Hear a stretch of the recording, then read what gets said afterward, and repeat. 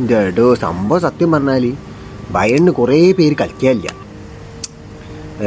Davis ഇല്ല, Koeman ഇല്ല, noir ഇല്ല, കെയ്ൻ ഇല്ല, നാബർ ഇല്ല, കുറേ പേരില്ല. അപ്പം എനിക്കൊരു പേടിയുണ്ടായിരുന്നു ഇതെങ്ങനെയാണ് കമ്പനിക്കാരെ ഇത് മുന്നോട്ട് കൊണ്ടുപോകുക എന്നുള്ളത്. ഫസ്റ്റ് ഒരു കൊണ്ടുപോകലുണ്ടായിരുന്നു. അതിൽ ഞാൻ വിചാരിച്ചു മുസിയാലെ ഗോളൊക്കെ അടിച്ച് അങ്ങനെ ഭയങ്കര സംഭവമായിട്ടൊക്കെ ഞാൻ വിചാരിച്ചു. പിന്നെ ഉണ്ട് തിരിച്ച് വരാം 5ാമത്തെ മിനിറ്റിൽ ഒരു ഗോൾഡോ എന്താ ഇപ്പം ഇത് കഥ മോനെ. പിന്നെ അങ്ങോട്ട് ഇവർക്ക് ബയണിന് ത്വരേനു ഗോളടിക്കാനുള്ള ഇങ്ങനെ അടിക്കണം എന്നുള്ളതിൽ അതിൻ്റെ ഇടയ്ക്ക് ഒന്ന് ബാക്കോട്ട് പോയി ഞാൻ ഒന്ന് പേടിച്ച്.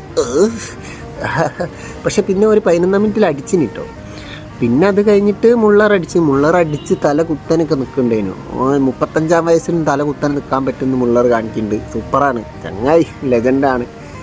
പിന്നെ അത് കഴിഞ്ഞിട്ട് പെനാൽറ്റി കിട്ടി. അങ്ങനെ ഓരോന്നും അടിച്ച് ഇങ്ങനെ പോയി 5 ആക്കി. അടിപൊളി ആയിരുന്നു കേട്ടോ, സൂപ്പർ ആയിരുന്നു.